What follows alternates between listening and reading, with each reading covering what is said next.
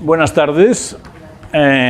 Es un placer volver a este auditorio y con la lluvia que ha caído valoramos triplemente el valor de los presentes que han desafiado a los elementos.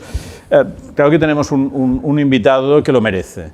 Ignacio Peiró, escritor, ensayista, gestor cultural, ha desarrollado una trayectoria con rapidez verdaderamente inusitada.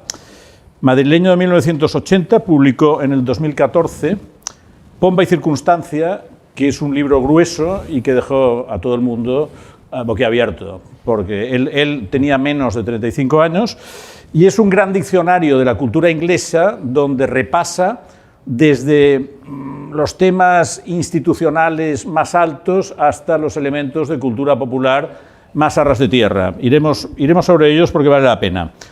Tras un libro de entrevistas con quien considera uno de sus maestros y que precisamente abrió este ciclo de conversaciones en el Museo Fundación Juan March, que es Valentí Puig, Ignacio entregó un volumen de tema gastronómico en la estela de los Camba, Luján, Pla, etc. Se llama Comimos y bebimos, se lo publicó en Libros del Asteroide, y poco después llegaba un extenso diario del periodo 2006-2011 que se llama Ya sentarás cabeza, y que ha sido pues, muy celebrado por la crítica y por el público, de forma que en menos de una década se ha consolidado como una de las firmas esenciales de la no ficción en España. Su último libro es Un aire inglés, donde vuelve a los temas de pompa y circunstancia y cierra un poco el ciclo de la cultura británica al que suponemos volverá.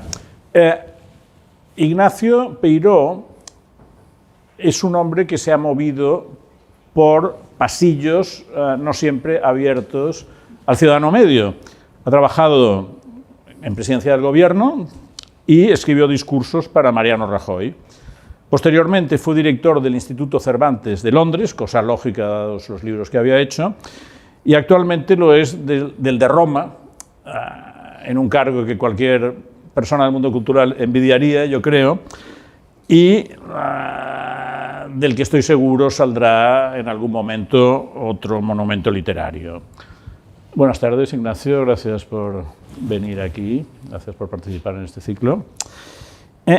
En tu libro Pompa y Circunstancia abordas, como comentábamos, los aspectos más variados del mundo británico. Pero por lo que yo sé, cuando publicas este Vademecum no habías vivido de forma prolongada en el país, eso lo hiciste más tarde. ¿Qué te impulsó a hacerlo y qué te llevó de una forma tan sistemática a entrar en la cultura de Gran Bretaña? Bueno, en primer lugar, muchas gracias, Sergio, y muchas gracias a todos ustedes por venir hoy, desde luego también a la Fundación Juan March, al museo, por la acogida y por la invitación. Además, para mí es un placer estar con Sergio. Hace muchos años hubo un libro que salió en la editorial Elba que se llama Historias de Manhattan, de Louis Auchincloss, que es un libro y es un autor fabuloso de la costa este, y él dedicó una flor en La Vanguardia, no solo al libro que las merecía, sino al prólogo, cosa que a mí, que pues yo entonces sí que era un jovencito ilusionado, pues realmente me causó, ¿no? En Madrid, ver como en La Vanguardia de Barcelona, nada menos que Sergio Vila San Juan, ponderaba, ¿no? Lo que habías escrito era muy especial, así que es un gran placer. Bueno, era un buen prólogo de un autor que nadie conocía en España, entonces yo cuando lo vi pensé, caramba, ¿quién es este, ¿no? Capaz de analizar a Auchincloss? Sí. Pues yo había vivido a tramos en Gran Bretaña y, bueno, cada libro, digamos, tiene su génesis. Hay algunos que son tan prosaicos que simplemente el editor te dice, oye, ¿por qué no haces esto? Venga, lo hacemos, negocias un poco y sale adelante. Pero este fue creciendo de un modo muy orgánico y en general casi todos son así. Yo me di cuenta que cada vez que había un tema inglés sobre el que escribir, yo estaba en un periódico entonces, estaba en diversos periódicos, de alguna manera me caía a mí o me presentaba voluntario. Me acuerdo que hice un reportaje muy largo sobre escuelas británicas. Entonces, de alguna manera, cuando yo me puse con el libro, ya llevaba, yo ya tenía el horno encendido, ¿no? Desde un tiempo atrás. Entonces, cuando tú puedes comenzar algo con una parte del camino no hecho, pero sí vislumbrado, resulta más fácil. Entonces yo tenía también una coyuntura un poco especial. Yo me hartaba a escribir porque, bueno, cuando uno es periodista, pues al final lo que produce son palabras, pero no tenía ningún libro. Yo a la vez pues quería ser escritor y no tenía nada realmente que ofrecer en términos de no estaba especialmente identificado con ninguna de las causas en moda entonces, hace 10, 15 años, no tenía nada extraliterario que vender.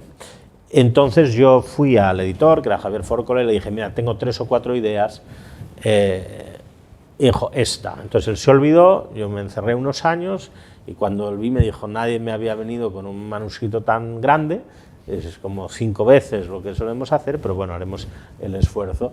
Y entonces, claro, yo creo que en efecto, para la única manera que tuve de decir, bueno, quiero escribir, fue hacer una obra un poco más grande de lo que hubiese sido. Bueno, fue una pequeña quijotada, pero es que lo que demuestra, yo creo también, el asunto literario es que a veces estas cosas quijotescas en la vida y que no obedecen a cálculos puros, bueno, pues a veces salen bien, ¿no? Y la vida puede premiar esas pequeñas o grandes locuras. Sin duda fue el caso. Si tuvieras que resumir en una frase esas 800 páginas, ¿qué dirías de la cultura británica? Puede ser más de una palabra o puede ser una frase, ¿no? Sí. Bien.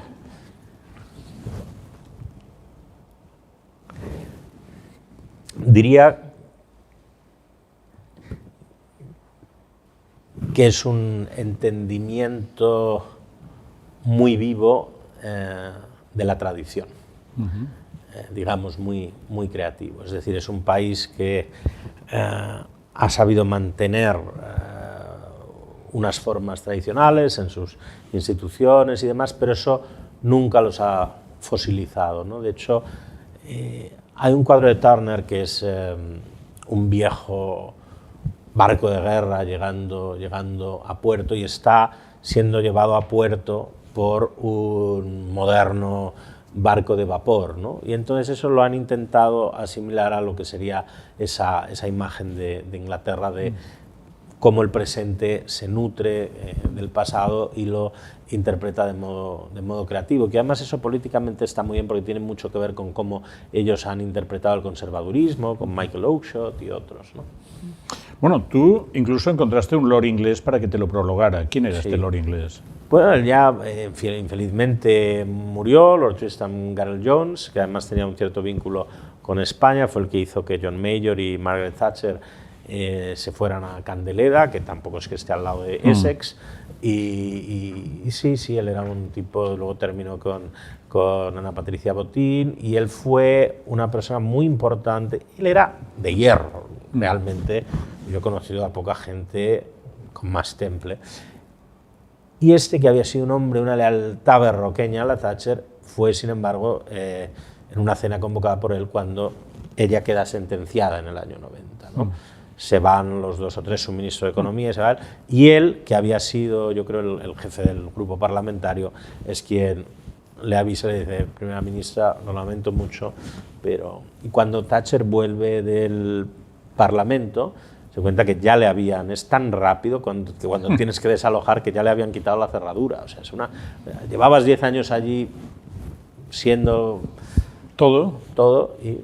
O sea, que tu prologuista hizo el papel de Bruto con César, sí. ¿no? Bueno, queríamos un lord y lo tuvimos, ¿no? ¿Qué diferencia encontraste entre la Gran Bretaña leída y vista a distancia y la Gran Bretaña que has encontrado como director del Instituto Cervantes y que te ha generado que tuvieras conversaciones institucionales, te viajaras mucho por el país, en los que te seguimos en Twitter, cada fin de semana veíamos, estoy en High on Spy, tal.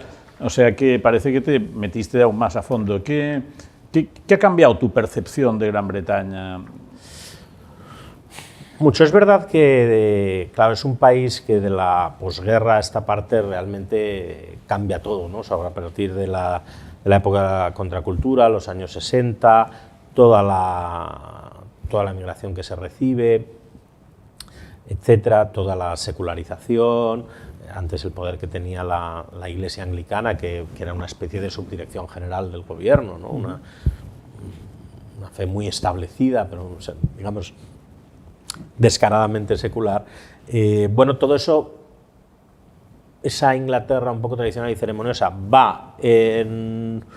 conoce una cierta bajamar, pero sin embargo todavía hay muchos lugares en los que se mantiene, ¿no? Por ejemplo, pero también en convivencia, por ejemplo, iba a decir Oxford, Cambridge, algunas universidades, o también todo el mundo de los clubs de Londres, pero bueno, eso son pequeñas islas en un país que es también muy moderno, que ha tenido a veces una vivencia un poco traumática de la modernidad, porque allí hasta los conservadores, todo el brutalismo y demás, ¿no? Harold Macmillan le decían, oiga, usted es una piqueta viva, y él no quería cosas viejas, quería que tenían ya demasiada reverencia por el pasado, y él quería hacer algo nuevo y estrictamente contemporáneo. Entonces, ¿esto qué te permite? Pues lo que me ha permitido, y no hablo de cómo nos ven o la cultura española allí y todo, es conocer desde casi profesores de Oxford medio chalaos que llevan ahí, que viven solos, célibes en los colleges, hasta gente que hoy llamaríamos tremendamente woke, hasta extremos que aquí todavía nos causan sorpresa. Pero lo que he visto es que es un país donde realmente la universidad, por ejemplo, sigue siendo un motor impresionante, ¿no? Has hablado de los clubs ingleses. ¿Cómo son los clubs ingleses? Bueno, pues cada uno tiene su,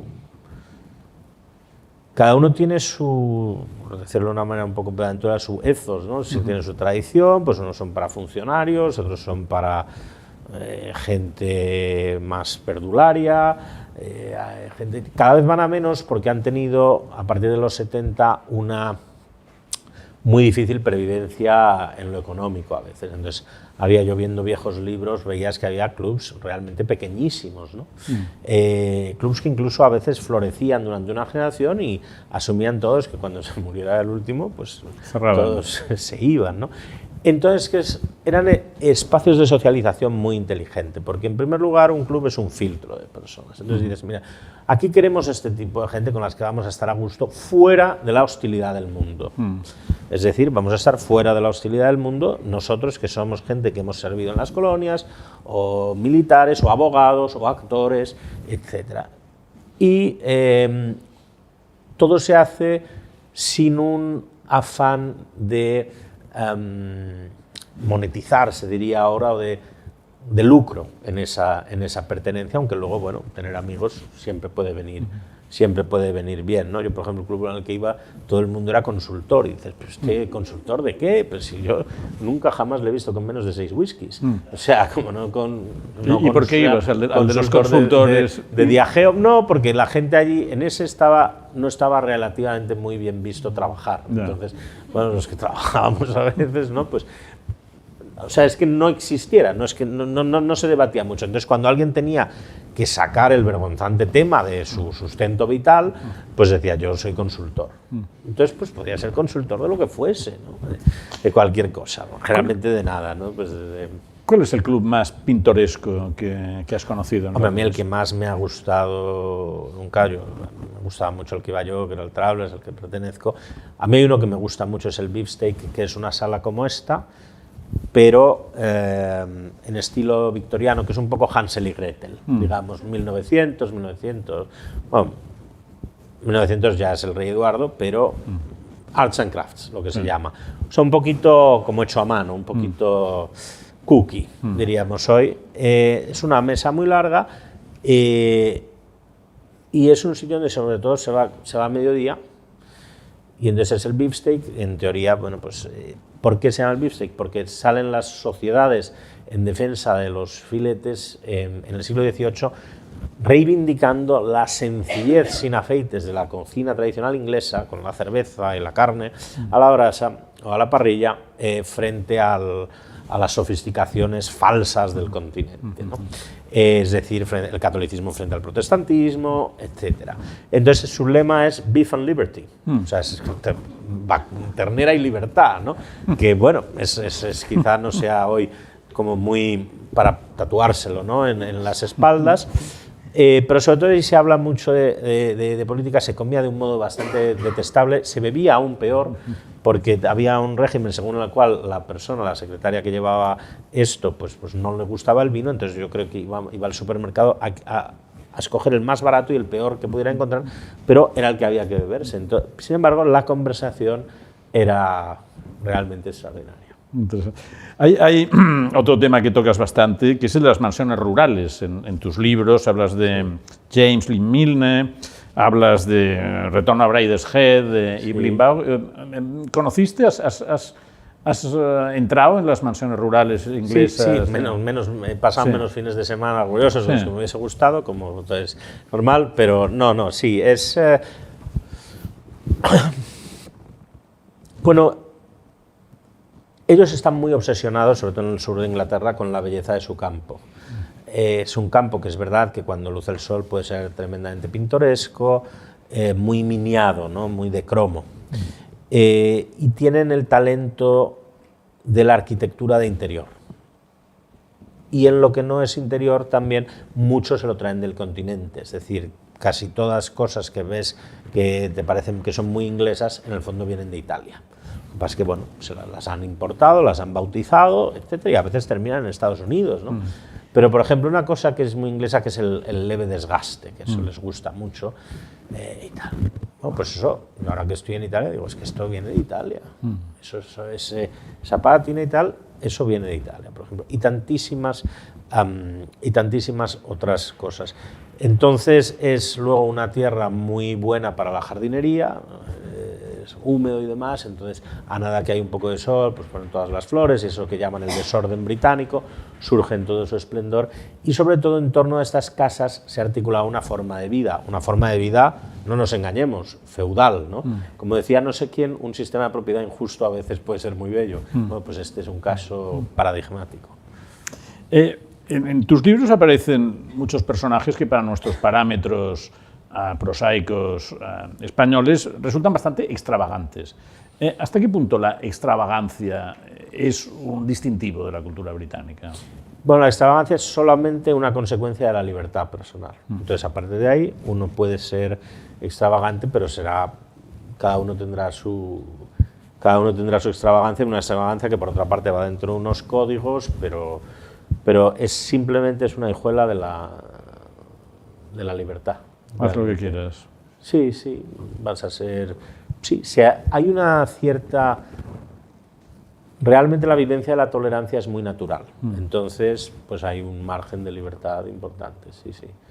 En literatura tú hablas mucho de Kipling y hablas mucho también de Beckford, de Galsworthy. Dejando aparte Shakespeare, ¿cuál es tu canon de literatura inglesa con estos nombres y alguno más?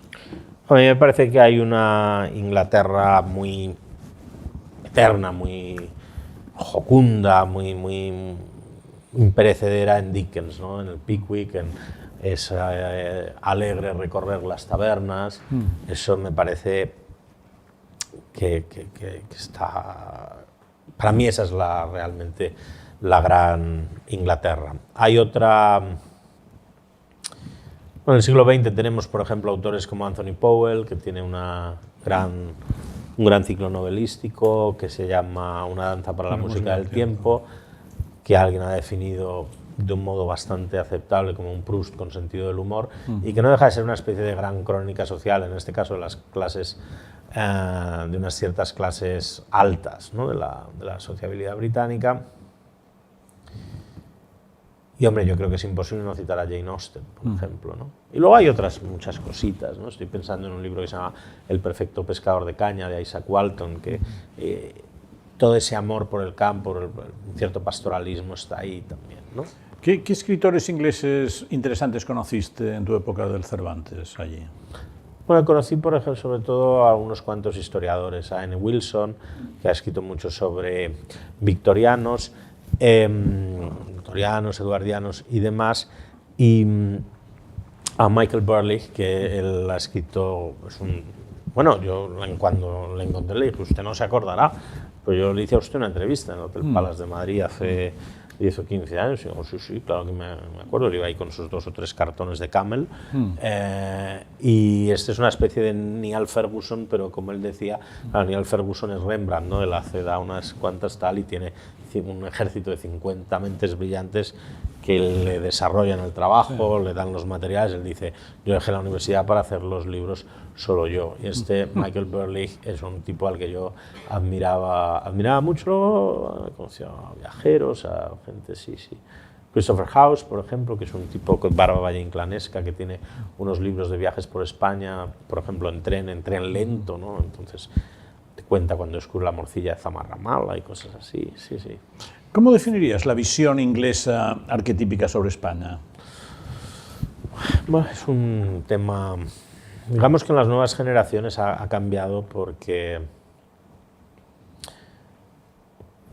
de alguna manera son más abiertos o están menos, tienen una cápsula de autoestima ya un poquito más quebradiza, no se acercan con suficiencia anglosajona a todo el mundo, no solamente al mundo hispánico. Entonces tenemos a la vez, por un lado, los grandes hispanistas, los grandes exégetas de nuestra historia, en buena parte han sido británicos y sobre todo han sido muy pioneros. Pero luego tenemos la tradición de un país que tuvo a España como enemigo físico, político y metafísico durante mucho tiempo. Es decir, que de alguna manera lo que se quiere hacer, lo que quiere ser la historiografía Whig, la historiografía oficial, lo que se cuenta a sí misma Inglaterra sobre sí misma, es un poco lo contrario de lo que ellos ven en España, ¿no? O sea, ellos ven de un modo injusto, tradicionalmente España como, pues eso, como un escorial sombrío, de fanatismo, religión, no sé qué y tal, y ellos se quieren ver como un lugar de tolerancia, libertades y demás. Entonces, eso es un choque que dura mucho tiempo, y luego España está fuera de ese circuito del Grand Tour, de la belleza, como de Francia y de Italia, y se nos ve como algo eminentemente auténtico, folclórico, romántico. Esa es la visión del 19. Bronco, ¿no? Sí. La visión del 19, que sin embargo no es negativo de por sí, pero bueno, va generando unos tópicos, el vuelva usted mañana, la indolencia, el desaforado sentido del honor, etcétera, que en los propios españoles se llegan a creer. Los que ponemos un eslogan turístico que dice España es diferente somos nosotros, no son los demás. Entonces es una relación, yo creo que en última instancia muy positiva, pero que ha sido complicada y que ahora mismo es muy buena. Ahora mismo no hay tópico en esta mirada, ¿tú crees? Bueno, yo creo que las nuevas generaciones se han emancipado muchísimo, sí. Oye, el modelo político británico que sigue es Churchill. Cada día sale una película, un libro, acaba de salir uno que es Churchill y el desembarco en Normandía, por ejemplo. Churchill da muchísimo de sí. Churchill es una industria. ¿Por qué? Bueno, ellos han sabido hacer de su pasado precisamente una industria cultural y en beneficio generalmente de su propia imagen. Eso, cuando digo que es una industria cultural, es que se puede medir. En efecto, es que sobre Churchill es que hay hasta libros sobre sus finanzas, que sería sobre su prodigalidad, porque otra cosa no había.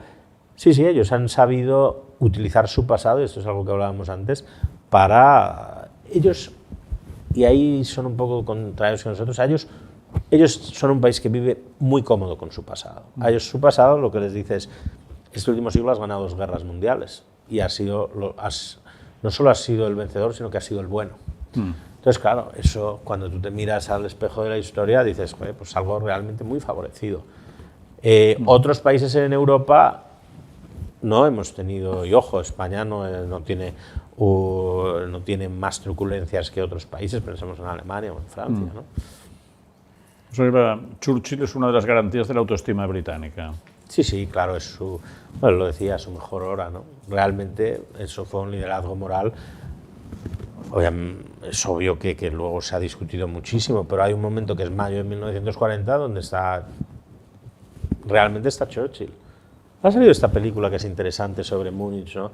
Que de alguna manera quiere, hoy se diría, resignificar a Chamberlain diciendo, pues que Chamberlain operaba con lo que él sabía y él operaba ante todo con el gran trauma de decir, yo voy a hacer todo lo posible para que nunca jamás se repita lo que yo tuve que vivir siendo joven, de ver y eso es normal. De hecho, hay gente que dice, solamente con un tipo un poco perturbado como era Churchill podía tenerse esa lucidez y ese valor y esa gallardía de plantar cara en el momento en el que realmente no había ninguna posibilidades materiales ciertas de victoria, y la opinión y el consenso común era que bueno, tenían que asentarse como pudieran, ¿no? Por otro lado, este personaje tan lleno de contradicciones, que de joven es un héroe militar, pero que luego en la Primera Guerra Mundial manda a 10.000 a morir en Galípolis y luego cambia 20 veces de partido y bebe whisky, bebe puro, también dibuja un personaje humanamente muy interesante que acaba apareciendo en The Crown diciéndole a la reina lo que tiene que hacer, ¿no? En efecto, si él muere en el 39, pues le hubiese pasado a la historia seguramente, pues eso, como el tipo que manda en Galípoli a una carnicería a los suyos. Bueno, es un destino humano excepcional y de alguna manera a los británicos les ha gustado mucho verse en él, ¿no? Verse en sus virtudes, aunque ya al final es verdad que como todo ocurre, pues ya vamos haciendo el icono que en vez de, ya va siendo más Mickey Mouse que otra vez, ya va siendo, no sabes dónde empieza la ficción y la realidad, ¿no? O el icono, pero realmente lo que hizo en la realidad fue muy importante. Hay otro personaje que te da para un capítulo, que es el arquetipo del gentleman. Tú citas a David Niven, pero ¿qué es un gentleman? Bueno, el gentleman es una gran creación, digamos, del espíritu por el cual la educación, sea cual sea tu origen, te puede elevar de condición, de alguna manera. Y eso es muy interesante. Eso yo creo que es lo que es un conjunto de normas no escritas, es una manera de ser y de hacer que genera un tipo de hombre que al imperio le va a ser muy útil, ¿no? Que van a ser, pues, ¿qué va a hacer? Pues eso, que van a dirigir la India, toda su vastísima complejidad, ¿no? En un país que es 1000 países, pues unos cuantos probos funcionarios. Eso es su gran creación, de alguna manera, sí. Se supone que el gentleman es imperturbable, o sea, ya puede caer una roca encima del vecino que no mueve ni una pestaña, ¿no? Pues eso era parte, sí, era parte de una educación basada muy obsesivamente, desde que hay una reforma en el 19 con Rugby,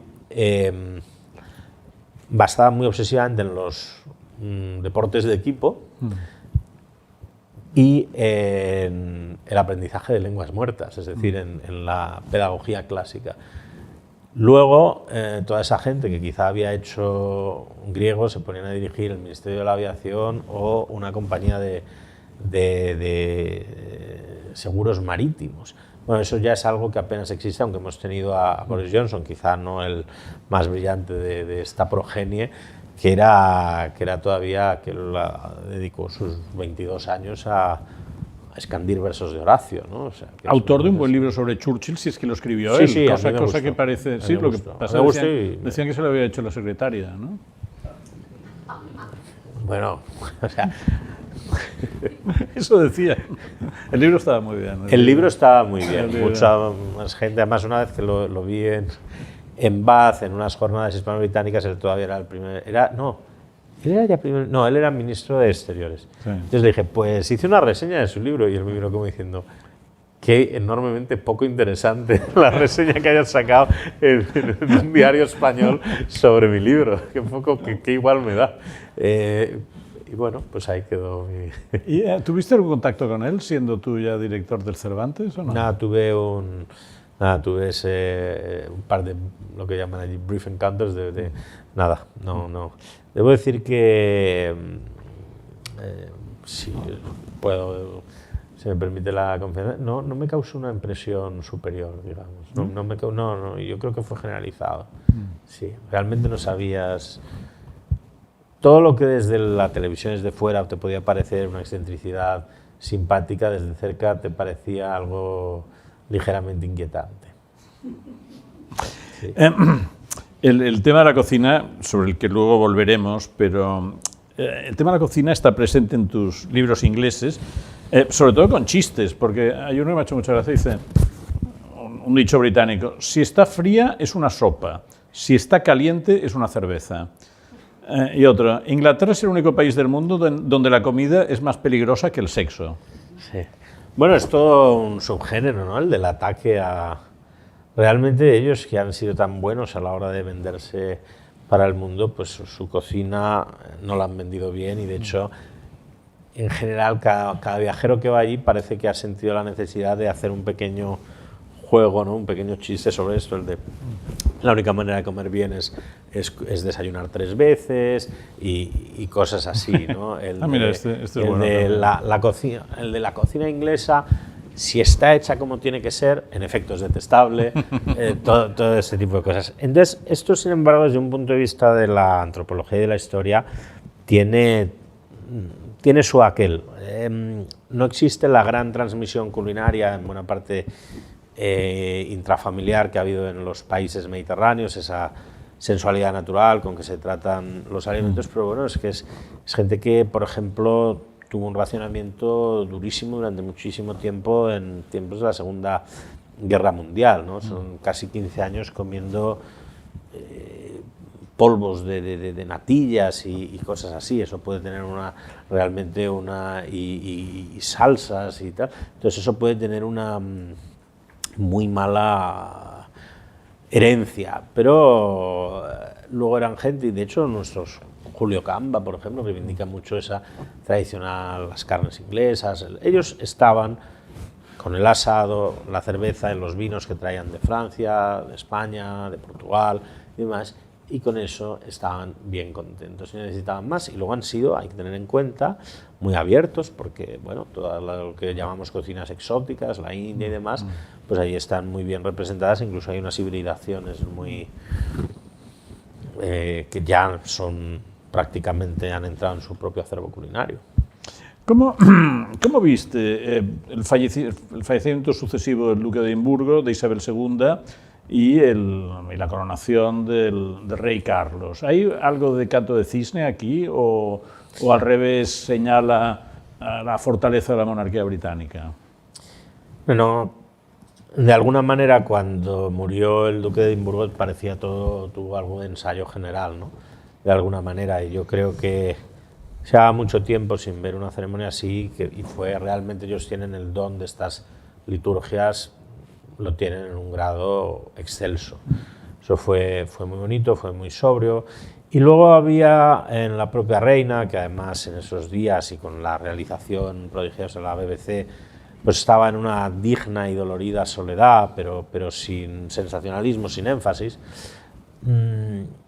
Bueno, yo creo que esas cosas hacen mucho por la monarquía, pero sobre todo porque la gente había visto que, en fin, ¿no? Aunque uno fuese en el ámbito de las ideas, un republicano ardiente, realmente ella encarnaba la magistratura de un modo, no de la corona, de un modo muy creíble, de un modo muy vivido y de un modo que se hizo muy respetable. Y además ahí la gente sabe distinguir muy bien entre quien lleva la corona o la va a heredar y el sobrino perdulario, el giligaitas del no sé quién, el borrachín del otro, el que se ha disfrazado de nazi, el cabello, o sea, entienden que hay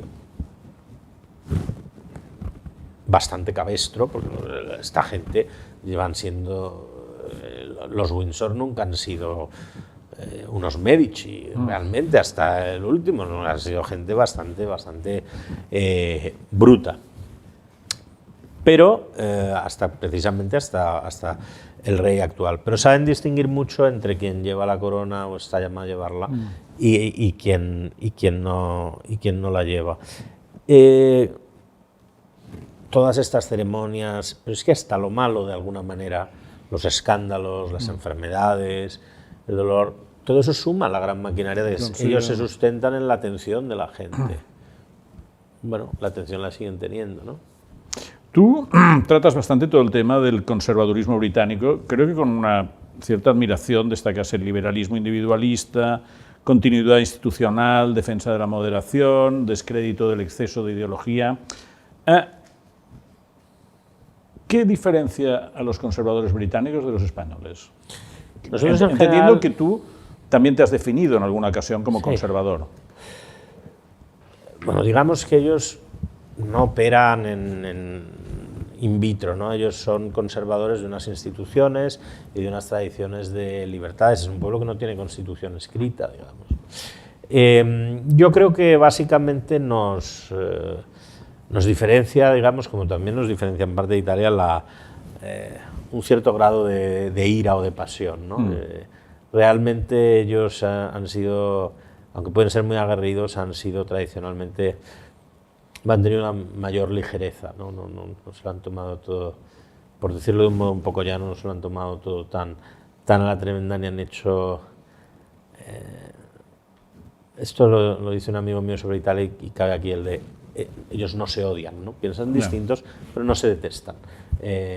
No se detestan por ello. Luego hay que tener en cuenta que realmente allí el laborismo y el liberalismo han sido mucho más... han sido movimientos mucho más... con mucho más escuelas propias, porque realmente la mayor parte del país ha ido por el cauce, por otra parte muy amplio del conservadurismo, el partido Tory, y así desde hace mucho tiempo, ¿no? El laborismo allí era, bueno, un socialismo muy acendrado, ¿no? O sea, era más minoritario. ¿Debería el conservadurismo español aprender más del británico? Bueno, nosotros hemos tenido lo que a mí me gusta llamar dos momentos británicos, que son 1875 y 1975, y de hecho, si tú coges en la Constitución la configuración de la corona en España, está muy hecha según los usos de la corona en Gran Bretaña, realmente. Tú publicas en el 2021... Pero ahí en la restauración también se hizo así, exactamente, ¿no? Se quería... Yo pensaba más en ahora, pero, sí. Pero bueno, entraremos en ello. Tú en el 2021 publicas Ya sentarás cabeza cuando fuimos periodistas, con un tema central a priori no excesivamente glamuroso, porque son tus experiencias en medios informativos, dicho cariñosamente, de segunda fila, próximos al PP, hasta que te llega la oportunidad de trabajar como speechwriter, como escritor de discursos para el recién investido presidente Mariano Rajoy. ¿Por qué escribiste este diario y por qué decidiste publicarlo?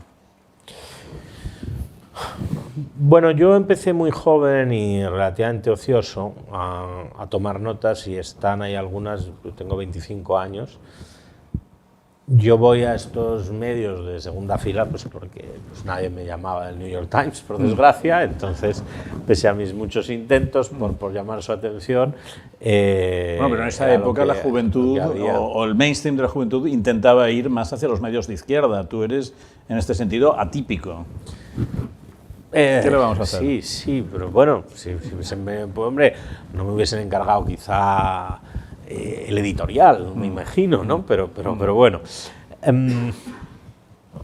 A la vez uno puede estar en cualquier sitio y hacer las cosas de un modo digno y bien, ¿no? Creo que eso todos lo sabemos, es una de las suertes, ¿no?, que tiene este oficio. Dicho lo cual, es verdad que a los 20 y tantos años pues tienes que, bueno, pues, en la misma semana, pues yo me acuerdo, tienes que enterrar a Amy Winehouse y a Florinda Chico, y tienes que contarlo con el mismo pathos, ¿no?, de alguna manera.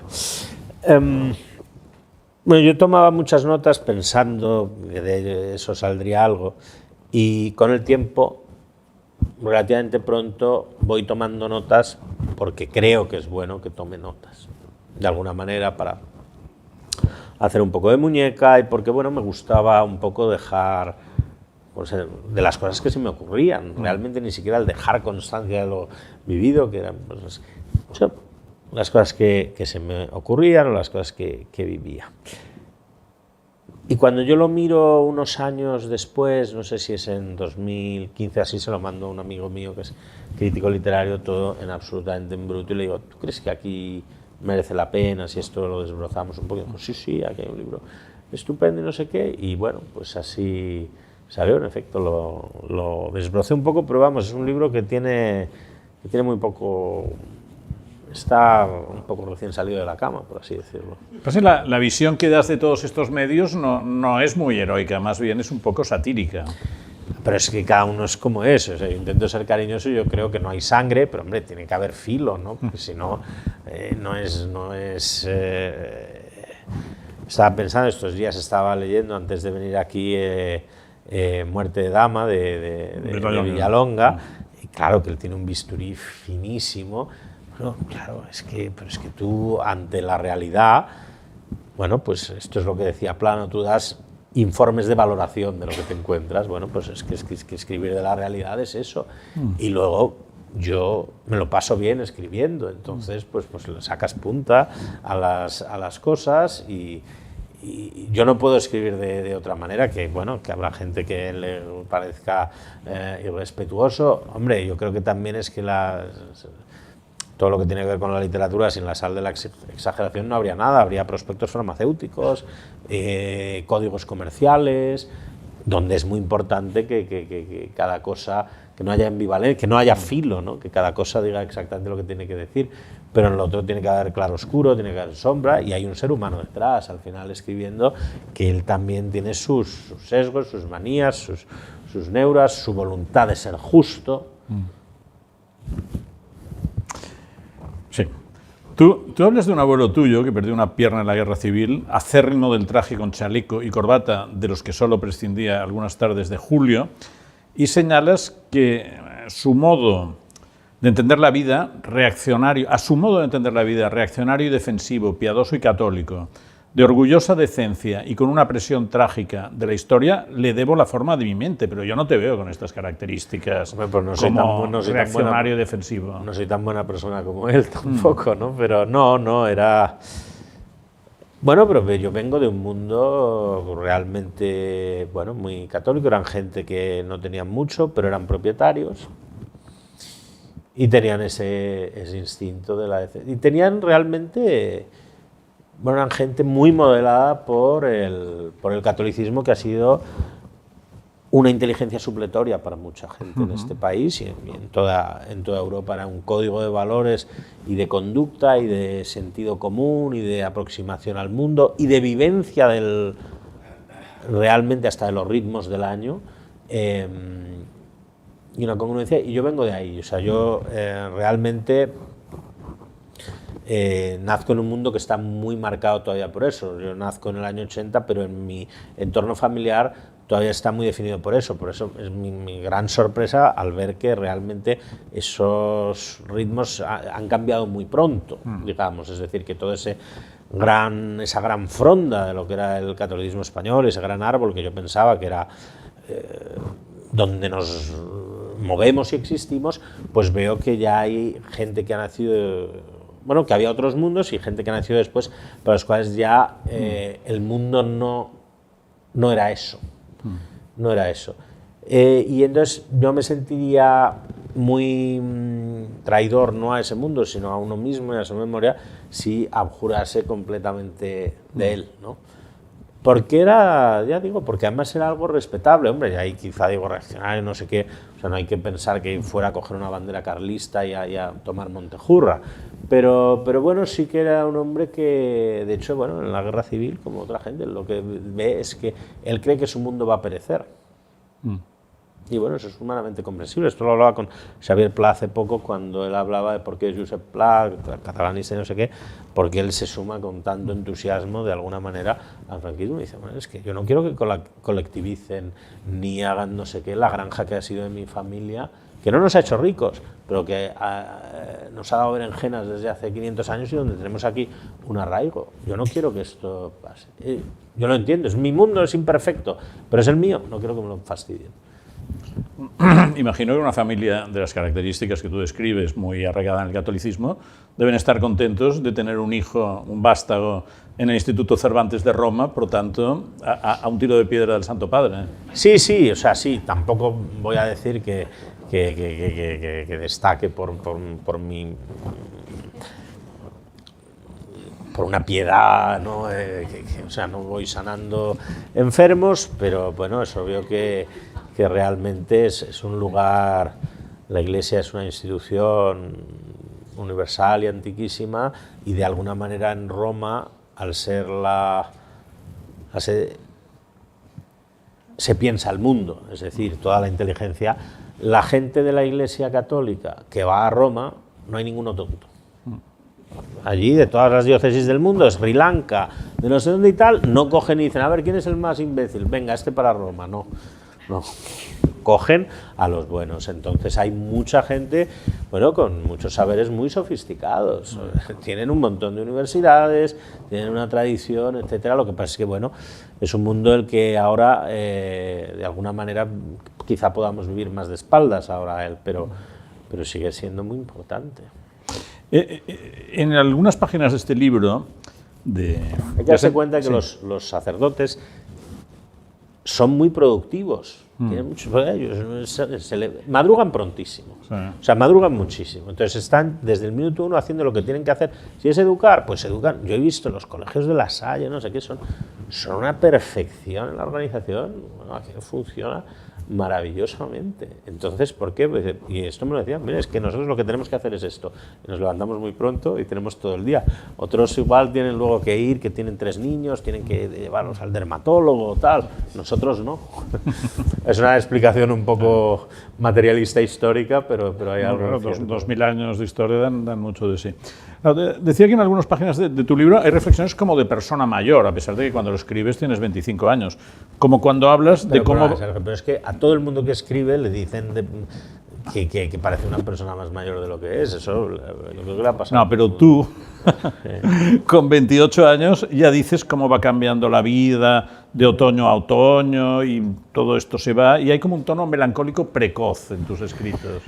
Sí, bueno, entonces supongo que te podías permitir las melancolías que luego ya son de verdad, pero no lo sé, quizá al principio más por gusto, por propensión, y luego ya ves que esto de las melancolías iba más en serio, ¿no?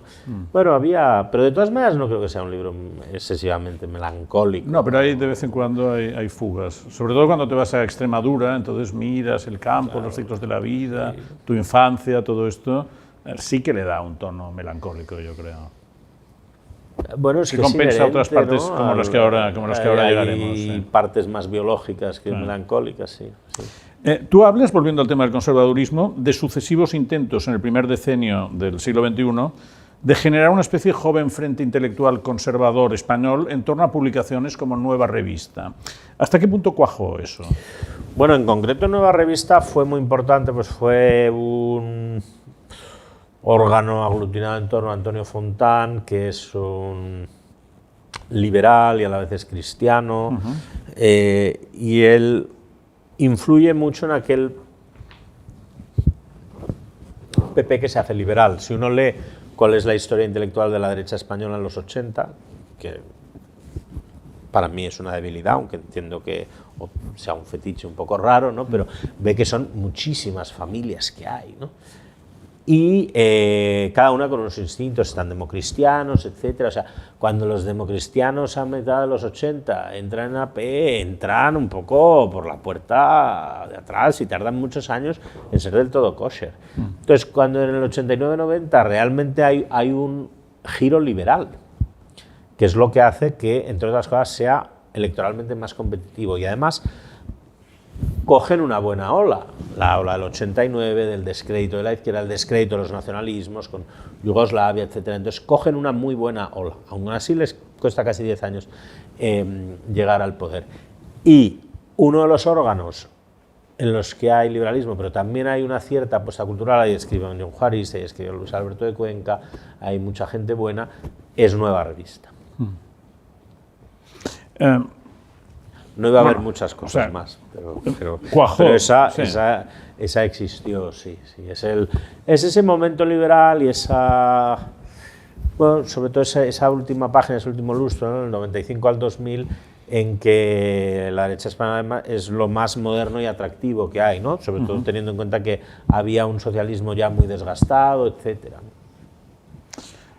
Aunque el tono es bastante educado, lanzas algunas maldades. Por ejemplo, escribes que las paredes del restaurante Jockey han visto pasar tantas momias gloriosas que con los años el restaurante iba degenerando de acuario en tanatorio. Esto, no me acordaba, es un poco cruel. Esto es ácido, Ignacio, esto es ácido. Era un lugar un poquito mortuorio, relativo. Yo me acuerdo, yo lo echo mucho de menos, ¿no? Ahora está tan de moda Madrid, eso, y digo, yo que esquiva el Shah de Persia, que tenía opciones, o sea, que podía haber ido a cualquier otro sitio. Ese era un sitio fabuloso. A mí me gustaba mucho, y yo creo que por eso me metí un poco al periodismo, a mí me gustaba ver un poco ese Madrid, es decir, en vez de ir a trabajar a no sé dónde, pues mira, voy al Congreso de los Diputados, que es donde... Bueno, no sé si está la acción, pero por lo menos tienes la ilusión de la acción, ¿no? Y eso a mí me gustaba, ibas a una presentación de un libro, cosas así. A mí eso, cuando yo tenía 20 años, me parecía fenomenal y además era ver y escribir a lo mejor del mundo. Lo malo es que luego tenías que sacar noticias y estas cosas que ya eran más pesado, pero bueno. Esa era la factura, por ir así. Era maravilloso, ¿no? Sí. Bueno, a veces pienso que los periodistas tenemos acceso a todo y luego la factura es que lo tienes que poner por escrito. Sí, no, claro, los verdaderos protagonistas, no. Si eres Alfonso Guerra, vas al tal y ya te vas porque ya eres Alfonso Guerra, pero los demás tienen que escribir de Alfonso Guerra. Pero ese Madrid me fascinó muchísimo y yo nunca pensé que me fuera a ir de Madrid, porque yo siempre pensé que iba a estar ahí atrincherado. Este libro, Ya sentas cabeza, ha sido muy bien acogido, los reseñistas han destacado de Ignacio que se trata de un gran prosista con capacidad de imprimir a sus personajes y ambientes un brío y interés que le colocan en primera fila del dietarismo y el memorialismo español, que contra lo que se piensa es un género bastante nutrido, porque es la tradición de Josep Pla, de Gil de Viedma, de Barral, de Trapiello, o de referentes como Valentí Puig o José Carlos Llop, que hemos tenido aquí. Aunque tratándose de un anglófilo tan militante, tal vez quepa evocar además, por ejemplo, a Boswell. ¿Qué referencias señalarías, aparte de todas las que te he dado, si es que queda alguna fuera, en tu práctica, este género híbrido mixto que es este dietarismo tan narrativo y tan poético? Hombre, hay muchísimas cosas a las que a uno le gusta, otras son las que nos pueden influir de verdad o no. A mí me gusta verme en una tradición de prosa castellana, de prosa en español, de una cierta prosa con una atención a la belleza de la lengua. Para mí eso es lo más importante que hay, y por eso, bueno, me gusta mucho también Azorín, por ejemplo, Miró, me gustan mucho, aunque no sean memorialistas muchas veces, y me gustan muchos de otras lenguas, me gusta mucho Chateaubriand, etc. Me gusta mucho Baroja, que a veces son, digamos, contiguos, pero para mí son una misma familia espiritual. Antes hablábamos de los hermanos Villalonga, que para mí son en cuanto a cómo es su alma, es lo que yo más cercano siento, prácticamente, cómo es su aproximación un poco irónica al mundo, crítica un poco volteriana, un poco corrosiva, pero con un cierto sentido de piedad también. Eso es algo esa es la tradición en la que yo me siento cómodo. Pero para mí es muy importante, cuando escribo, qué hacer con el lenguaje que le he dado. Eso es lo más importante. Yo entiendo que hay otra gente que quiere hacer novelas de templarios de 1000 páginas o lo que sea. Yo quiero coger el instrumento que se me ha dado y tocarlo bien. Sobre todo. El libro acaba cuando entras en el gabinete de Rajoy, él acaba de ganar las elecciones, lo que espero que en algún momento dé otro libro contando las interioridades que a todos nos interesan. Pero en este, como avance, ya escribes: los políticos no saben lo bien que se lo pasan sus escritores de discursos a costa de ellos. Ponme algún ejemplo. Pues eso ha pasado en muchas ocasiones. Sin embargo, yo lo que recuerdo de esta etapa, sobre todo, es lo que no se sabe, porque yo mismo fui ahí, claro, y cuando me iba a decir que no, en un periódico en crisis, y vas ahí a escribir discursos, que es lo que más me gustaba, claro, es lo más parecido a estar haciendo octavas reales varios años, ¿no? Y siendo pagado por ello. Es verdad que había una cierta responsabilidad, y además no quiero pecar de cínico, quiero decir que es un momento en el que uno hay que creerse en parte lo que uno hace, y no me importa, y lo asumo, y estoy detrás de ello. Sin embargo, todo lo contrario, al principio está muy bien. Lo que me queda es que la política, y por eso siempre me gustaba mucho ser asesor, pero jamás en mi vida quise ser político, es un enorme aburrimiento. Es aburridísimo, realmente es aburridísimo. Y por cada discurso un poco lucido que hay, la cantidad de puntos kilométricos de la variante de Najerilla a Logroño que hay que tal, claro, es que donde no puedes decir nada que pudiera haber dicho Martin Luther King en un momento inspirado, ¿no? Pues aquí van a pasar 7.200 camiones cada hora, pues no hay nada realmente, es muy es muy aburrido. Yo tenía que leerme en general, además, todos los dosieres que le iban al presidente, que eso estaba divertido porque eras un tipo bien informado, ¿no? Pues cuando era ir a inaugurar una tesorería general de la Seguridad Social era más rollo, pero cuando era el Consejo Europeo era muy interesante, ¿no? Pero sin embargo, lo que yo pienso son las largas horas del gabinete, porque en los gabinetes hay una vocación metafísica, es la de estar. O sea, tú a veces tienes que estar, aunque no hagas. Tienes que estar. ¿Por qué? Porque es que igual a las 8:54, ¿no? Yo, por ejemplo, el día que se murió Suárez era viernes, entonces hay una sagrada costumbre administrativa que es que los viernes por la tarde no quedan ni los ratones, ¿no? O sea, ahora hay email, hay cosas, si ocurre algo, ¿no? Pero ese viernes no sé qué ocurriría, sin duda alguna enfermedad o algo, yo estaba ahí, ¿no? Entonces, pues, hice las condolencias de lo de Suárez y tuvimos que ver cómo se le honraba, ¿no? Públicamente, que es cuando se hizo lo de Barajas y demás. Entonces es muy importante estar. Entonces la gente lo exageraba tanto que todo esto de la conciliación y demás, eso son gaitas. Allí hasta las 9:00 de la noche. Es infierno. Ahora me dicen que me tengo que quedar hasta las 9:00 de la noche en la oficina. Bueno. Crujir y, ¿cómo es? Llorar y crujir de dientes. Crujir de dientes. No, a mí esta frase me recuerda aquella vez que pillaron a Aznar que decía: jo, qué coñazo les estoy pegando. Sí, es... ¿Y qué relación personal tuviste con Mariano Rajoy en esta época? Bueno, yo trabajaba fundamentalmente para su jefe de gabinete. Era el circuito, luego, hombre, había veces, si había alguna duda o algún error, sonaba el teléfono, entonces realmente era muy sorprendente, pero no era cercanía, sobre todo era articulada a través del jefe de gabinete. Pero en tus encuentros personales alguno hubo. Sí, no, hubo muchos, y muy bien, es un hombre, a mí es un hombre que voy a estar mucho tiempo interpretando. Muchísimo tiempo. ¿Quién va a estar interpretando? Yo voy a estar muchísimo tiempo interpretando a Rajoy. Sí. Podría dedicar toda una vida a ello. Adelántanos 2 ítems. Bueno,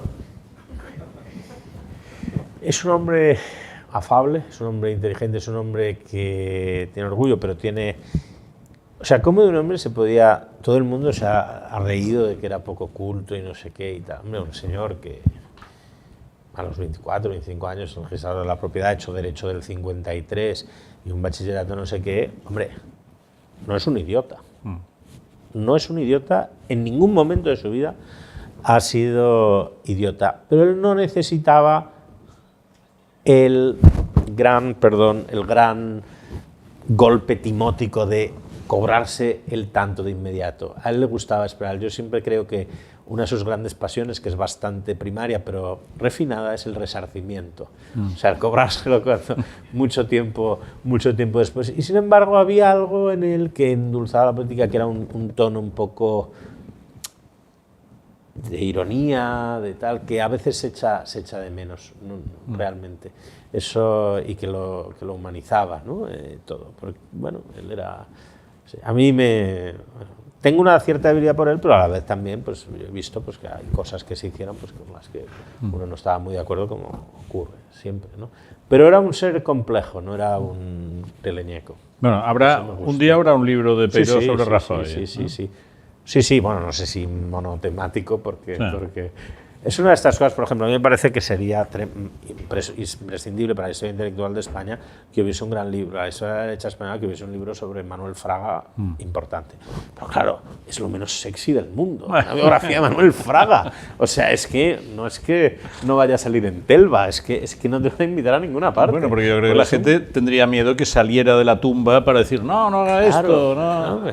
Pero es muy interesante en parte en su fracaso también, ¿no? Sí. No, claro, fundamental.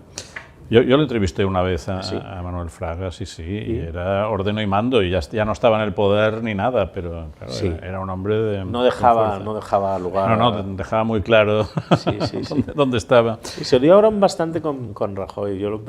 Se veían. Él odió a Rajoy profundamente. Y yo lo primero que tuve, esto se puede contar aquí, pues estamos en familia, tuve que escribir, fue cuando murió el artículo La elegía.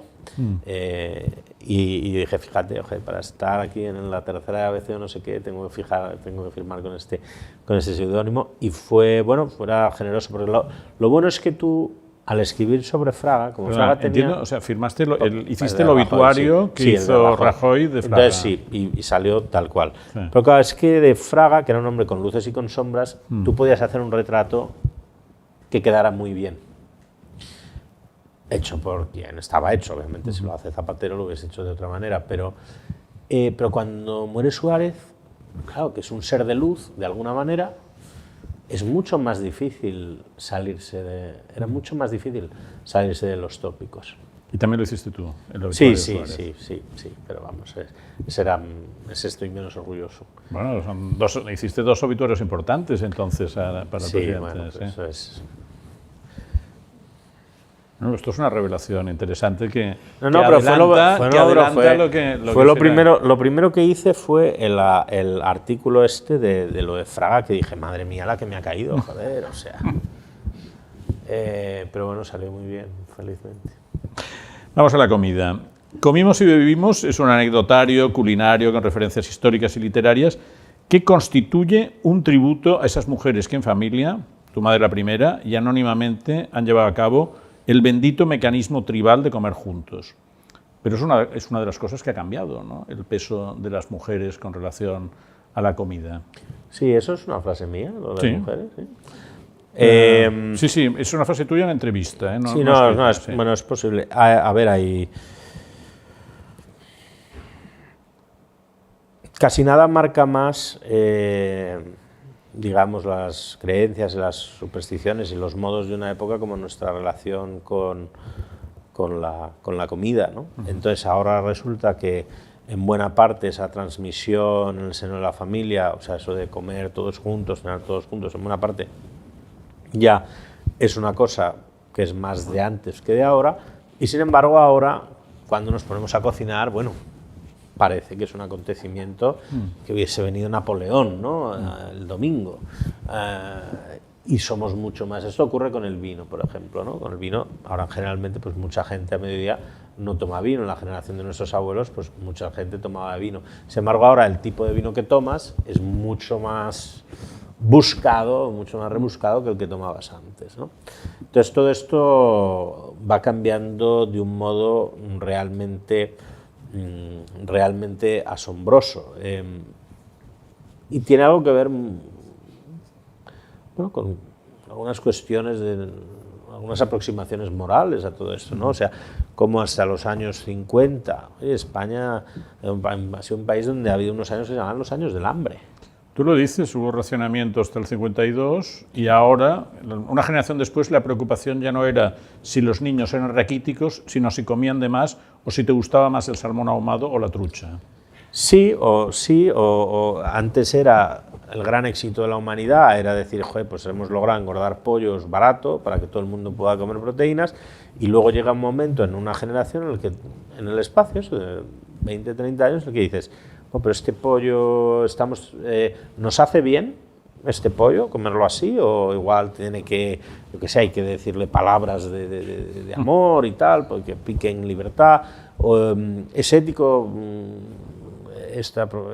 lo que le hacemos al pollo está en consonancia con cómo debiera ser un pollo ideal. Claro, esos son problemas morales que al principio, cuando tú lo que necesitas es subsistir, pues no tienes. ¿Cuál es la mejor cocina del mundo? Una solo. Hombre, yo creo que hay un... es que claro, está la India, China, que son muchas cocinas. Yo creo que hay una tradición autoconsciente muy rica, y sobre todo hay un eje de materias primas, que es Italia, Francia, península ibérica, que eso realmente es muy notable.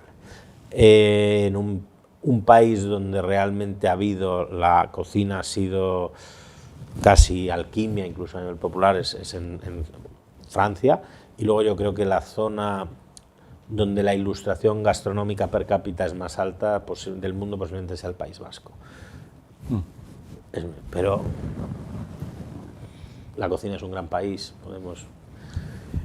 ¿Cuál sería tu menú ideal para el almuerzo de un día corriente y de un día de fiesta? Pues yo llevo pensando eso, o sea, es uno de mis pensamientos más... No lo sé, yo es que ya van con los años, claro, yo antes era mucho más tragón, ¿no? Hoy, sí, mañana día de fiesta, el próximo domingo con amigos y celebras que te han dado el premio nacional de lo que sea. Hombre, yo lo que echo de menos fuera es cocina, digamos, muy española, y dentro echo de menos muy especialmente el pescado, ¿no? Pues, sí, pues un rodaballo o algo así, ¿no? No lo he pensado realmente, sí. Pero cosas muy básicas, realmente, o sea, muy básicas en el sentido de muy, bueno, se diría tradicionales, ¿no? De alguna manera. ¿Tú o tu yo de 26 años? Es decir, más un Rioja, a veces puede ser un Rioja crianza, te da unas satisfacciones que otras cosas más complejas no te dan. No. O sea, simplicidad castellana, entonces. Sí, es una manera de hablar, pero yo derivo, ha sido un gran descubrimiento y un gran alivio en todos los sentidos, saber que, claro, que en efecto, tras dar tantas vueltas, al final el vinillo ligero y tontorrón te da unas satisfacciones del orden espiritual, mucho más que a veces que abismarte 7 horas en... Es que tendríamos que haberlo decantado anteayer. Sácalo de la nevera, venga. Eso, yo reconozco que ahora estoy muy, muy contento con esto, precisamente porque tengo muchas menos sofisticaciones de alguna manera, ¿no? Ya, como dice el verso de Manuel Machado, ya no bebo lo que dicen que bebía. Entonces, bueno, pues tiene sus ventajas. Tú señalas, o la persona que tenía 26 años cuando hace este diario, una cosa que es muy dura, porque dices que para un escritor es recomendable gozar de una buena renta o tener una novia rica o bien resignar, porque si no se tiene que resignar a la intemperie.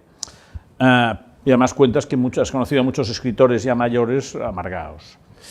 Bueno, es una cosa muy curiosa, porque en toda carrera de escritor, o sea, tú eres Vargas Llosa, que es un escritor prodigioso, capaz de hacer unos libros deslumbrantes, y con el mismo amor, la misma ilusión y el mismo culo sentado largo tiempo en la misma silla, haces algunos libros que no están para nada a tu altura. Entonces siempre hay algo ligeramente melancólico en el oficio, en un oficio que va siendo un hobby caro, y además de eso es verdad que yo vengo de un mundo en el que todavía la literatura era importantísima.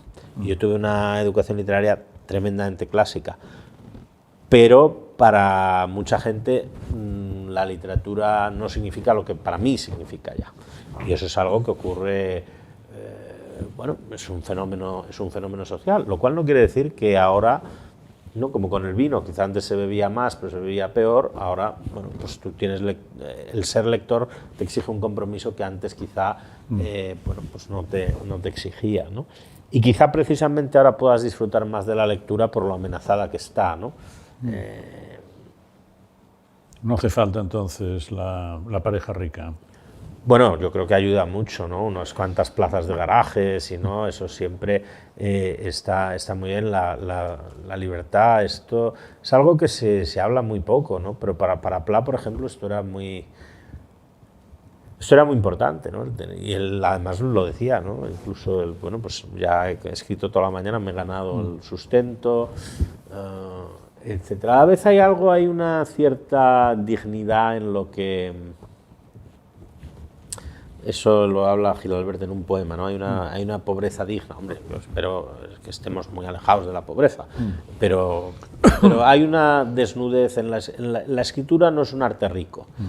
Tú eres un escultor y inauguras una rotonda, va a ir el presidente autonómico, va tal, no sé qué, no sé cuántos. El arte sale, y el cine y todo, sale muy caro y da unas satisfacciones muy inmediatas. Tú, sin embargo, leer un libro de 500 páginas, joder, requiere bastante más de ti que ver una escultura, realmente, ¿no? Entonces es un arte esforzado y modesto desde este punto de vista, pero para mí, claro, los transportes de gozo que me da, pues no digo al escribir, digo al leer, no me los da nada realmente, ¿no?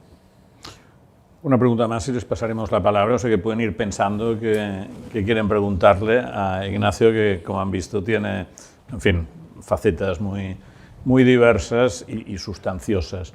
Has hablado de los Villalonga. ¿Qué más te motiva de la literatura mallorquina? Bueno, yo tengo un vínculo... Pues he leído bastantes mallorquines, curiosamente, ¿no? Cristóbal Serra... también yo tengo un vínculo de deuda personal y de afecto con Valentí Puig, con José Carlos Llop, ¿no? Con Valentí además lo traté antes, y a mí los dos de alguna manera también me deslumbraron, porque me parecían gentes muy elegantes, gente con un compromiso con la literatura realmente vital, gentes que seguían un camino muy suyo, quizá un poco minoritario, pero absolutamente ajeno, o sea, si era minoritario o no. En el caso de Valentí Puig, además, era un papel que a mí me gustaba, porque además de ser escritor era periodista y escribía sobre política también, y además era un personaje monárquico, pero además escribía en catalán. Por tanto, a mí me gustaba mucho, me resultaba, como se dice hoy de un modo un poco gargante, me resultaba cuando yo era un joven muy inspirador, y ahora todavía, pero sobre todo me inspiraba una cosa que en su caso no se ha dicho demasiado, y hay que tener en cuenta que los dos también son poetas y demás. Por tanto, estamos ante unas energías literarias realmente muy poderosas. Pero a mí me gustaba mucho, por ejemplo, en Puig, realmente lo que me parecía un prosista deslumbrante. Y esto se ha dicho poco, se ha dicho muy poco. Él tiene una potencia que es expresiva, realmente deslumbrante.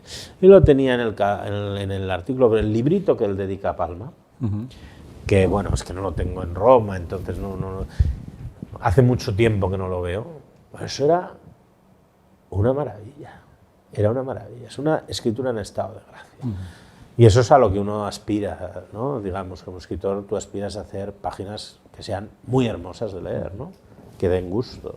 Bueno, eso lo hacían, a mí me resultaba, y es eso, y gente, pues digamos que era humanamente más o menos parecida a mí, pues entonces me gustaba mucho, es muy inspirador. Muy bien. Aquí una pregunta. Felicitar a ambos, al entrevistador que por sus no ha habido ninguna pregunta que haya sobrado, por así Muy decirlo. amable, gracias. Y además de felicitar al entrevistado, pues es pedirle su opinión, sobre todo con respecto a la primera parte del bloque de preguntas dedicadas a la cultura inglesa, ¿no? Que es sobre la quinta esencia de esta cultura. No sé si es demasiado enrevesada, si es fácil o difícil, pero atañe a dos personajes de dos libros que considero importantes. Que, bueno, es el personaje, y además los dos son mayordomos. Es el de Wodehouse, el mayordomo de Wodehouse, y el mayordomo de lo que queda del día, Ishiguro. Sí, del japonés y de Remains of the Day, ¿verdad? Entonces, y lo relaciono con el concepto de dignidad. ¿Qué opinión o qué malabarismo puedes hacer con este material? Bueno, realmente eso que llamarían algunos la dialéctica arriba y abajo es un lugar común y es un lugar común porque ha sido algo realmente existente durante mucho tiempo realmente en Gran Bretaña, donde es verdad que era muy valorado. Estas grandes casas no se mantenían solas y había todo tipo de ceremoniales y liturgias y demás. Hombre, lo demás ya, pues Jeeves, yo creo que es un personaje fabuloso, realmente, pero bueno, imagino que bastante exagerado, ¿no? En el otro posiblemente yo creo que bastante menos exagerado. Yo añadiré que yo entrevisté a Ishiguro en Barcelona cuando acaba de publicar Los restos del día, que me parece una novela extraordinaria. Sí. O sea, creo que es un nivel altísimo como estructura de novela, por el understatement, ¿no?, famoso, que el lector siempre sabe más que el personaje. Y le pregunté esto, cómo había pesado Wodehouse en la construcción de este personaje, y me reconoció que había sido el primer referente. O sea que Ishiguro, cuando crea el butler de Los restos del día, tiene presente una deconstrucción del mayordomo de Wodehouse, porque era el gran estereotipo. Pero a la vez hay que tener en cuenta que es verdad que ha sido un país bueno, pues muy clasista, en un sentido meramente descriptivo del término. Ha sido muy clasista, entonces pues es eso, un mundo de arriba y un mundo de abajo. De upstairs y downstairs, ¿no? De arriba de las escaleras o abajo. La segunda vertiente de la opinión que solicitaba en relación con la dignidad de cualquier profesión, incluso una que está debajo, downstairs. Sí, bueno, no lo sé, pero también hay que tener en cuenta que si ha habido algún lugar donde la clase obrera lo ha pasado mal y han sido los primeros, porque bueno, en buena parte las primeras instalaciones fabriles estaban ahí, y de ahí de esa observación nace el marxismo, que luego ellos no van a querer en absoluto, pero hay un alemán que lo ve y queda espantado. Es en Gran Bretaña, ¿no? Es que hasta el propio Churchill, cuando va a no sé qué pueblo, dice, pero ¿qué tipo de vida lleva esta gente? Que nunca han visto nada bonito, nunca han comido nada rico, nunca... Es un comentario terriblemente clasista y despectivo a la vez. Bueno, pero también está desde el 19 lo que llaman el turismo One Nation, que viene una novela de Disraeli que dice, en Inglaterra, en Reino Unido, hay dos naciones, precisamente la de arriba, los privilegiados y los no privilegiados. Y entonces ha habido siempre un afán compensatorio para elevar la condición de los de abajo, al menos desde el 19. Muchas veces no desde el Estado, que eso sí que se hace después de la posguerra y a partir del 1910, 14 y demás, con los gobiernos radicales. Pero luego, después de la posguerra, desde la posguerra se hace también con gobiernos, digamos, pues precisamente el consenso de posguerra, tanto conservadores, que aquí llamaríamos democristianos, como socialdemócratas, ¿no? Esto se hace con los dos, pero en el 19 se hace sobre todo a través de instituciones filantrópicas, etcétera, y iglesias, y todo eso que se llama, y que de verdad allí existe y sigue existiendo, sociedad civil. Por ejemplo, la plaga del alcoholismo, que realmente era lo que llamaban la plaga de las clases, la maldición de las clases trabajadoras, ¿no? Era el alcoholismo. Entonces, bueno, unos movimientos pro templanza notabilísimos, todavía se ve en muchísimas fuentes y cosas así. Eso en España ha sido algo que nos ha alejadísimo de nosotros, de nuestra cultura. No ha habido, hombre, había algún chalao a finales del 19 que era teósofo y vegetariano y tal. Esto dicho sea con cariño, solamente para recalcar que entonces era algo realmente muy inesperado y muy poco habitual. Sin embargo, en Gran Bretaña no. Por tanto, hay que tener en cuenta que los de abajo a veces han estado muy abajo, han sido masas, ¿no? Cuando uno lee cuáles eran las condiciones de los obreros, pues eso, en Manchester, que es una ciudad que se hace de aluvión, trayendo gente en unas condiciones horrorosas, donde uno no tenía ni sus zapatos. Ojo. Que quiero decir que como en todo, pues no solamente es aquella Inglaterra de campos de cricket recién afeitados, ¿no? También hay una Inglaterra de malnutrición, de hacinamiento, de desigualdades, etcétera. Pero ya digo, son los propios conservadores quienes desde mitad del 19 dicen, ojo, aquí hay que intentar elevar la condición de las gentes por compromiso, por tal, y porque colateralmente, porque si no nos comerán también, ¿no? Gracias por la conversación y gracias Ignacio, por los buenos ratos de lectura. La pregunta va por el tema político. Te leí en una entrevista en La Vanguardia, precisamente, que creo que no la hizo Sergio, la hizo Xavi Allén, si no recuerdo mal. Allí decías que en política te atraen más la gente gris, porque normalmente huías no te fiabas demasiado, no te fías de los ardores retóricos, decías, y que normalmente la calidad de la declamación no va acompañado, no guarda relación con la acción política. Me hizo gracia porque además explicabas una anécdota, que es que le pediste un autógrafo a Herman Van Rompuy, sí, el presidente del Consejo de Europa. Sí. Que yo fui la única persona en 15 años. Y te pediría, si recuperaras esa afición, que no sé si la has dejado de pedir autógrafos, ¿a qué político gris de la actualidad le pedirías un autógrafo?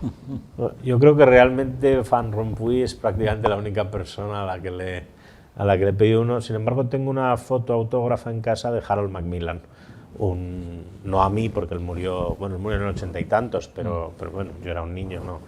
Es una foto de los años 60, un retrato oficial, y está firmado por él.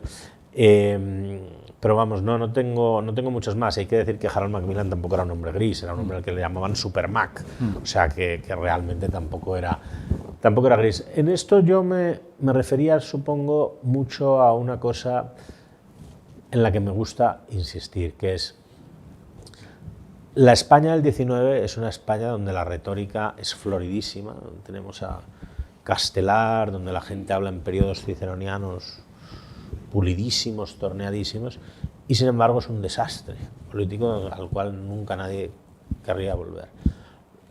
Los años 30 son unos años de excelencia retórica pasmosa y son unos años de horror político innegable.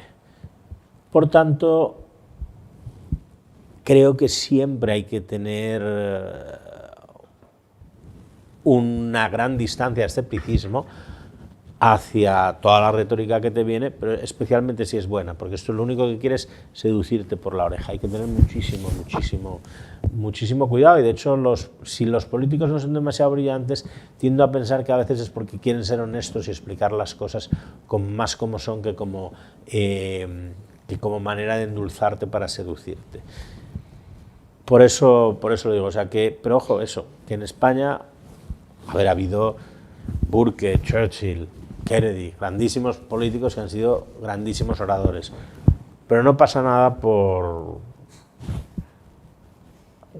que sepamos que puede ser la brillantez y la rectitud moral en la oratoria no van lamentablemente juntas muchas veces. Y la gente ha aplaudido hasta rabiarse pues, a tiranos y a genocidas.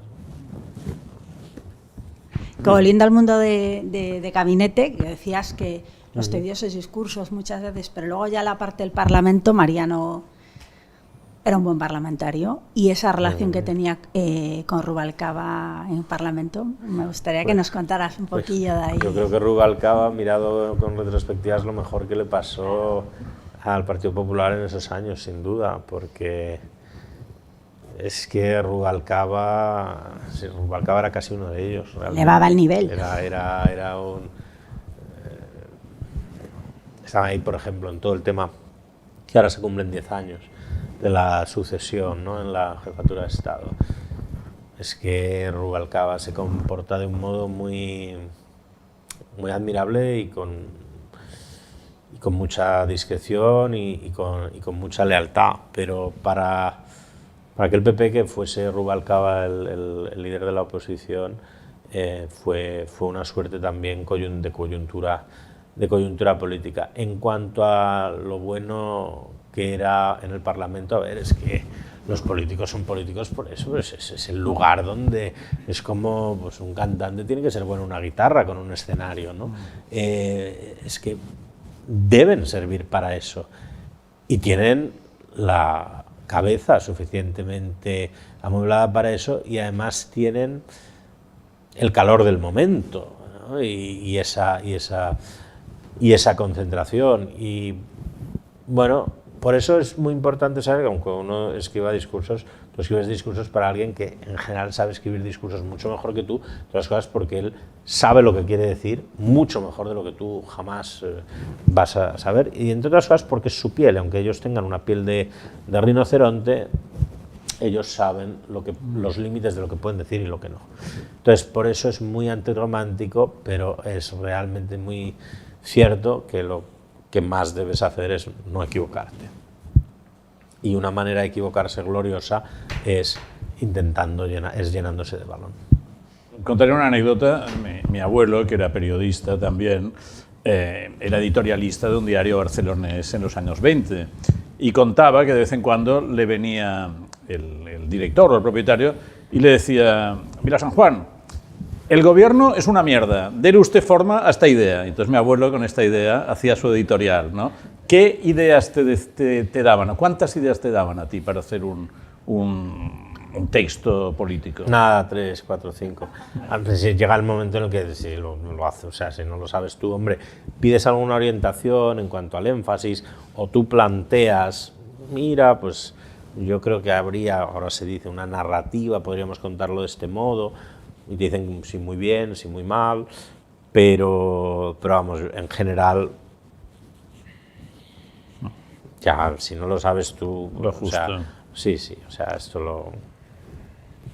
Muy bien, pues vamos a acabar aquí esta muy sustanciosa, y no solo en el terreno gastronómico, conversación con Ignacio Peiró, a quien agradecemos que se haya venido desde Roma a Palma para participar en este ciclo. Hoy se cierra el curso 2023-2024 de estas conversaciones y continuarán en otoño. Contamos con ustedes. Muchas gracias. Muchas gracias.